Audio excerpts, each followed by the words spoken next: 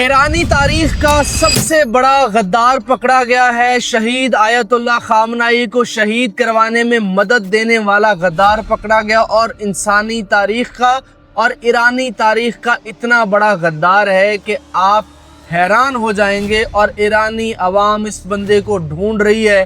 اس کی درگت بنانے کے لیے 8 سال یہ بندہ صدر رہا، کون کون سے خفیہ دستاویزات یہ لیک کرتا رہا اور ایجنسیز کام کیسے کرتی ہیں، یہ جب آپ سنیں گے تو آپ یقین کیجئے حیران رہ جائیں گے۔ سب سے پہلے آپ کو بتا دوں، نیو یارک ٹائمز کی ایک رپورٹ نے تہلکہ مچا دیا ہے پوری دنیا کے اندر، اور ایرانی عوام کو جب اس بندے کے بارے میں پتہ چلا کہ یار یہ بندہ، یہ تو ہماری قوم کا محسن ہے، اس کے بارے میں تو یہ خبر آئی پہلے کہ اس کو اسرائیلی اٹیکس میں یہ شہید ہو چکا ہے، لیکن یہ شہید نہیں ہوا تھا۔ اس کو IRGC ایرانی مسلح افواج نے، ایرانی انٹیلیجنس نے اپنے قبضے میں لے رکھا تھا، اور یہ آپ کو نظر آیا ہوگا شہید آیت اللہ خامنائی کے جنازے میں، لیکن اس کے چاروں طرف آپ کو سیکیورٹی گارڈز نظر آئے ہوں گے۔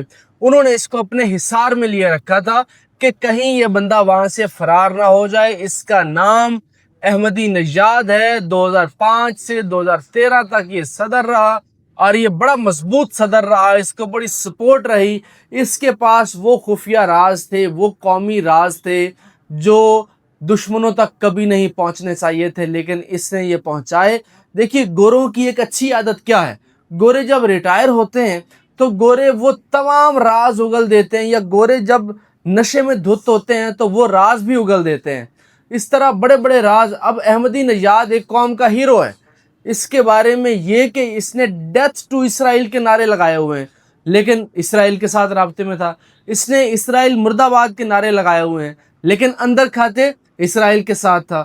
نیو یارک ٹائمز اور ٹائمز آف اسرائیل نے یہ رپورٹ کیا ہے، اس کے علاوہ دنیا کے اور بڑے الجزیرہ نے یہ رپورٹ کیا ہے۔ گو کہ ایران نے باضابطہ طور پہ اس کی تصدیق نہیں کی ہے۔ میں دوبارہ ریپیٹ کر رہا ہوں، ایرانی حکام نے باضابطہ طور پہ اس خبر کی تصدیق نہیں کی ہے، لیکن یہ خبر اس وقت ٹاک آف دی ٹاؤن ہے، پوری دنیا میں چرچا ہے، پوری دنیا میں ایک تہلکہ اور ہلچل سی مچ گئی ہے کہ ایک سابق صدر، دیکھیے ایران میں صدارتی نظام ہے، ایران کا حکومت کا سب سے بڑا عہدہ وزیر اعظم نہیں ہے، صدر ہے۔ تو جب ایک صدر کسی دوسرے ملک کے ساتھ مل کے اپنی قوم سے غداری کرتا ہے تو اس سے بڑی غداری نہیں ہوتی۔ اس بندے کو سزا دی جائے، لوگ مطالبہ کر رہے ہیں، ایران کی عوام اسے ڈھونڈ رہی ہے، چونکہ ایران میں اس وقت سینسرشپ بھی ہے، انٹرنیٹ کے مسائل بھی ہیں، لیکن یہ نیو یارک ٹائمز کی رپورٹ ان تک پہنچ چکی ہے، ایرانی اخبارات میں اس بندے کا نام آ چکا ہے۔ اور پھر یہی نہیں، اس کی ایک اور چیز دیکھیے، یہ تہران کا میئر بھی رہ چکا ہے، اور ایسا بندہ جس کو ہاؤس اریسٹ کیا گیا ہے، ڈیتھ ٹو اسرائیل کے نعرے لگاتا تھا اور کہتا تھا اسرائیل کو صفحہ ہستی سے مٹا دیں گے، وہ بندہ ہی پس پردہ ان کا سب سے بڑا نمائندہ نکلا ہے۔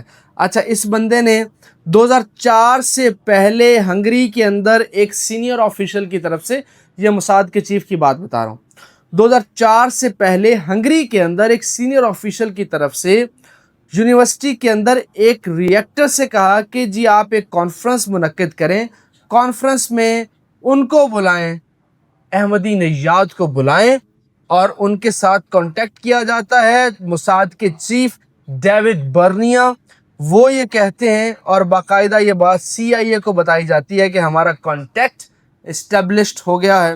اور اس بار پھر تیسرا، اور پھر اس جنگ سے 12 دن پہلے اس پہ کڑی نظر رکھی جاتی ہے۔